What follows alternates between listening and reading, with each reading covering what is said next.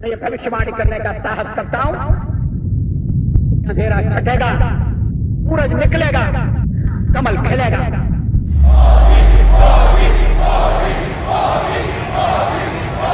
मैं नरेंद्र दामोदर दास मोदी ईश्वर की शपथ लेता हूं कि विधि द्वारा स्थापित भारत के संविधान के प्रति सच्ची श्रद्धा और निष्ठा रखूंगा। गंगोत्री से गंगा सागर तक ये सिर्फ मां गंगा के उद्गम से लेकर सागर में मिलन की यात्रा नहीं, बल्कि भारतीय राजनीति में कमल के विस्तार की कहानी भी बन चुकी है। जिस पार्टी को कभी उत्तर भारत के कुछ शहरों की पार्टी कहा जाता था, जिस राजनीतिक दल को प्रतिद्वंदी हिकारत के भाव से देखते थे और काऊ बेल्ट की पार्टी कहते थे, आज वही पार्टी हिमालय की तलहटी से लेकर बंगाल की खाड़ी तक भारतीय राजनीति का सबसे बड़ा ध्रुव बन चुकी है।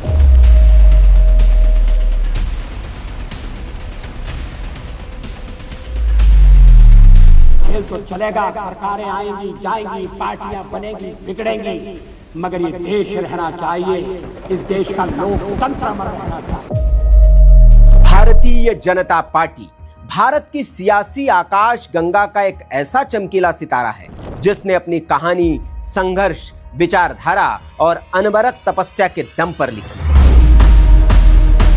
आज उत्तराखंड के पहाड़ों से निकलकर उत्तर प्रदेश के मैदानों, बिहार की राजनीतिक धड़कनों और बंगाल की उग्र सियासत तक बीजेपी ने अपने लिए ऐसी जमीन तैयार की जिसने भारतीय राजनीति का नक्शा ही बदल दिया। गंगोत्री यानी कि गंगा का उद्गम स्थल, सियासी मानचित्र पर यह जगह है देवभूमि उत्तराखंड। दूसरा सिरा है गंगा सागर, जहां गंगा मीलों की यात्रा के बाद सागर में मिलती है। राजनीतिक नक्शे पर यह स्थान है पश्चिम बंगाल। अब गंगा की धारा समझिए और बीजेपी के उत्थान को देखिए। अब जहां जहां से गंगा की धारा गुजरती है, यानी उत्तराखंड, उत्तर प्रदेश, बिहार और अब पश्चिम बंगाल, अब वहां भाजपा की सत्ता है। यानी गंगा किनारे का पूरा राजनीतिक गलियारा भाजपा के नियंत्रण में आ गया है। यह सिर्फ चुनावी जीत नहीं, बल्कि 100 साल की वैचारिक यात्रा की पूर्णता है। प्रधानमंत्री नरेंद्र मोदी और अमित शाह ने इसे ऐतिहासिक मील का पत्थर बताया है, जहां कमल गंगोत्री से गंगा सागर तक पूरे गौरव से खिला हुआ है। गंगोत्री से गंगा सागर तक हर जगह पर आज भारतीय जनता पार्टी की सरकार बनी है। ये हम सब के लिए बहुत आनंद का विषय। गंगा जहां हर हिंदू के लिए पवित्रता, संस्कृति, एकता और शक्ति का प्रतीक है, वहीं भाजपा ने इसे राष्ट्रवाद, विकास, सनातन मूल्यों और हिंदुत्व की राजनीतिक धारा से जोड़ दिया। लेकिन रुकिए और इतिहास के पन्नों को पलटिए। जब विचारधारा के रथ पर सवार कुछ उत्साही युवा सियासत की बंजर जमीन पर कमल खिलाने निकले। अटल जी का स्वागत किया बहनों ने महाराष्ट्र की सांस्कृतिक पद्धति के अनुसार। भारतीय जनता पार्टी का प्रथम राष्ट्रीय अधिवेशन है। स्थान बॉम्बे शिवाजी पार्क का विशाल मैदान। दिसंबर की हवा ठंडी थी, मगर हजारों कार्यकर्ताओं में जोश था, गर्मी था। मैदान में बैठे कार्यकर्ता ज्यादातर युवा थे। कुछ अभी कॉलेज से निकले, कुछ पुराने जनसंघ के अनुभवी कार्यकर्ता। इनके चेहरों पर उम्मीद थी, लेकिन आंखों में थी थोड़ी चिंता, क्योंकि कांग्रेस का वर्चस्व चरम पर था। इमरजेंसी का घाव अभी ताजा था और नई पार्टी के भविष्य को लेकर सवाल उठ रहे। जब 55 वर्ष के वाजपेयी जी बोलने के लिए खड़े हुए तो मैदान शांत हो गया। बीजेपी के पहले अध्यक्ष के रूप में उन्होंने कहा, ये पद नहीं है, दायित्व है, प्रतिष्ठा नहीं है, परीक्षा है, ये सम्मान नहीं है, चुनौती है। मुझे भरोसा है कि आपके सहयोग से, देश की जनता के समर्थन से मैं इस जिम्मेदारी को ठीक तरह से निभा सकूंगा। वाजपेयी उस भविष्य की रेखा खींच रहे थे जो चुनौतियों से भरी थी। अपने भाषण के आखिरी में उन्होंने कहा, मैं भविष्यवाणी करने का साहस करता हूं, अंधेरा छटेगा, सूरज निकलेगा, कमल खिलेगा। पहले कुछ पल तो सन्नाटा रहा, फिर एकाएक तालियों की गड़गड़ाहट शुरू हुई। लोग खड़े हो गए, कुछ की आंखें नम हो गई। उस पल शिवाजी पार्क सिर्फ एक राजनीतिक सभा नहीं था, एक संकल्प का स्थल बन गया था। बहुत बहुत धन्यवाद। वाजपेयी की ये पंक्ति उम्मीदों का भाषण ही नहीं था, एक संघर्षरत नेता के भावनाओं का उद्गार था। वाजपेयी का यह भाषण भारतीय राजनीति की सबसे बड़े राजनीतिक भविष्यवाणियों में गिनी जाती है। दरअसल पूर्व प्रधानमंत्री वाजपेयी का यह भाषण बीजेपी की स्थापना के दौरान दिया गया था। ये बात 1980 की है, जब पहले राष्ट्रीय अधिवेशन के दौरान मुंबई के शिवाजी पार्क में वाजपेयी जी ने ये जोशीला उद्गार प्रकट किया था। लेकिन बीजेपी की जड़ें 1980 से आगे 1951 में स्थापित भारतीय जनसंघ तक जाती है, जिसकी स्थापना श्यामा प्रसाद मुखर्जी ने की। जनसंघ की राजनीति कांग्रेस के प्रभुत्व के खिलाफ राष्ट्रवाद, सांस्कृतिक पहचान और केंद्रीकृत कांग्रेस व्यवस्था के विरोध पर आधारित है। उस दौर में कांग्रेस का इतना दबदबा था कि विपक्ष का अस्तित्व ही प्रतीकात्मक माना जाता था। लेकिन जनसंघ धीरे धीरे उत्तर भारत के शहरी मध्यम वर्ग, व्यापारी समुदाय और वैचारिक कार्यकर्ताओं के बीच जगह बनाने लगा।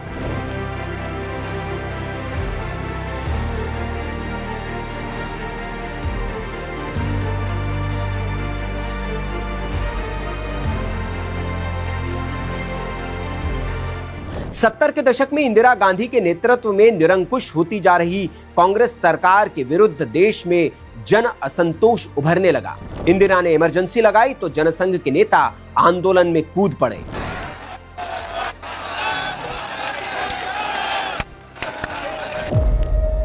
अगर आपने पीएम मोदी को सरदारों के वेश में तस्वीर देखी है तो ये उसी समय की फोटो है, जब पुलिस से बचने के लिए नेता अलग अलग रूप धरते थे। 1977 में कांग्रेस को हराने के लिए जनसंघ समेत कई दलों ने मिलकर जनता पार्टी बनाई और सत्ता में आए।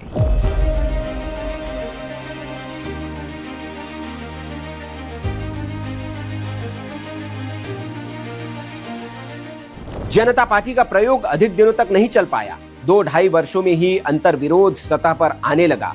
भारतीय जनसंघ से जनता पार्टी में आए सदस्यों को अलग थलग करने के लिए दोहरी सदस्यता का मामला उठाया गया। राष्ट्रीय स्वयंसेवक संघ से संबंध रखने पर आपत्तियां उठाई जाने लगी। यह कहा गया कि जनता पार्टी के सदस्य राष्ट्रीय स्वयंसेवक संघ के सदस्य नहीं बन सकते। आखिरकार जनसंघ ने अपनी मूल विचारधारा को चुना, जनता पार्टी टूट गई।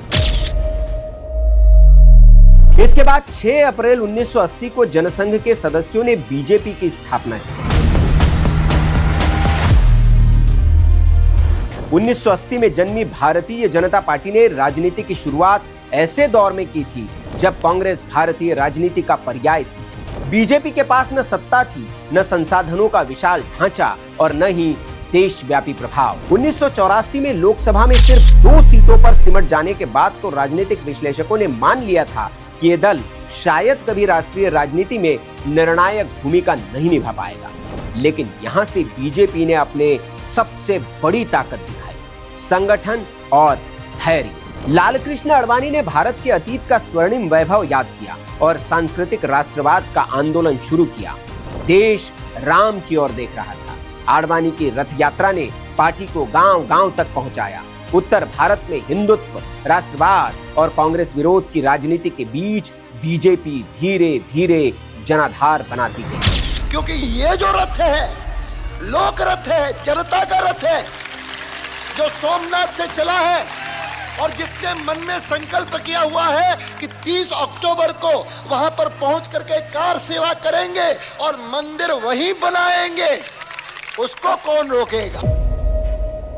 1989 के लोकसभा चुनाव में बीजेपी ने पहली बार सफलता का स्वाद चखा और अब पार्टी का ग्राफ 1984 के 2 से बढ़कर 86 हो गया। 1951 के लोकसभा चुनाव में बीजेपी दूसरी सबसे बड़ी पार्टी बनकर उभरी और 120 सीटों पर जीत हासिल की। 1996 में तो इतिहास रच गया। लोकसभा चुनाव में बीजेपी 161 सीटें जीतकर सबसे बड़ी पार्टी के रूप में उभरी। सहयोगियों के समर्थन पर भरोसा कर अटल बिहारी वाजपेयी प्रधानमंत्री बने, लेकिन ये सरकार 13 दिन में ही गिर गई। अध्यक्ष महोदय, मैं अपना त्याग पत्र राष्ट्रपति महोदय को देने जा रहा हूं। 1998 में बीजेपी ने अपने प्रदर्शन में सुधार किया और इस बार के लोकसभा चुनाव में 182 सीटें जीती। अटल बिहारी वाजपेयी फिर बने देश के प्रधानमंत्री। इस बार उनकी सरकार 13 दिन से बढ़कर 13 महीने तक चली। मैं अटल बिहारी वाजपेयी ईश्वर की शपथ लेता हूं कि मैं विधि द्वारा स्थापित भारत के संविधान के प्रति सच्ची श्रद्धा और निष्ठा रखूंगा। 1999 में देश में एक बार फिर से मध्यावधि चुनाव हुए। बीजेपी को इस बार भी 182 सीटें मिली, लेकिन अटल बिहारी वाजपेयी सहयोगियों के दम पर पूरे 5 साल तक सरकार चलाने में कामयाब रहे। अटल बिहारी के नेतृत्व में पोखरण परमाणु विस्फोट, अग्नि मिसाइल का सफल प्रक्षेपण, कारगिल विजय जैसी सफलताओं से भारत का कद अंतरराष्ट्रीय मंचों पर ऊंचा हुआ। 2004 में बीजेपी ने इंडिया शाइनिंग और फील गुड का नारा दिया, लेकिन चुनावी समर में बीजेपी धराशायी हो गई। इसके बाद बीजेपी को 10 वर्षों तक विपक्ष में रहना पड़ा। वर्ष 2012 में देश की राजनीति करवट ले रही थी। करप्शन, घोटाले, पॉलिसी पैरालिसिस से जनता बदलाव मांग रही थी। इस नाजुक समय में भारतीय राजनीति के आसमान पर नरेंद्र मोदी नाम का सितारा चमकने लगा।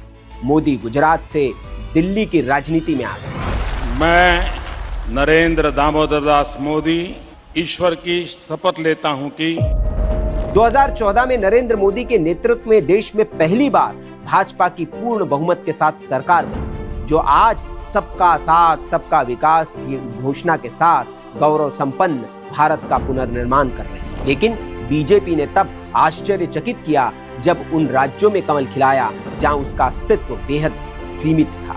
उत्तर भारत की कैडर पार्टी से निकलकर बीजेपी ने पूर्वोत्तर, सम भारत और पूर्वी राज्यों तक अपना विस्तार किया। ये यात्रा सिर्फ सीटों की नहीं, बल्कि सामाजिक समीकरण बदलने, नए वोट बैंक बनाने और राजनीतिक भूगोल को फिर से परिभाषित करने की कहानी है। उत्तर प्रदेश में पार्टी ने जातीय समीकरणों को तोड़ते हुए व्यापक हिंदू वोट बैंक तैयार किया। अयोध्या आंदोलन से निकली राजनीतिक ऊर्जा ने बीजेपी को हिंदी पट्टी की सबसे बड़ी ताकत बना दिया। नरेंद्र मोदी के दौर में पार्टी ने जातीय राजनीति की पारंपरिक सीमाएं तोड़ दी।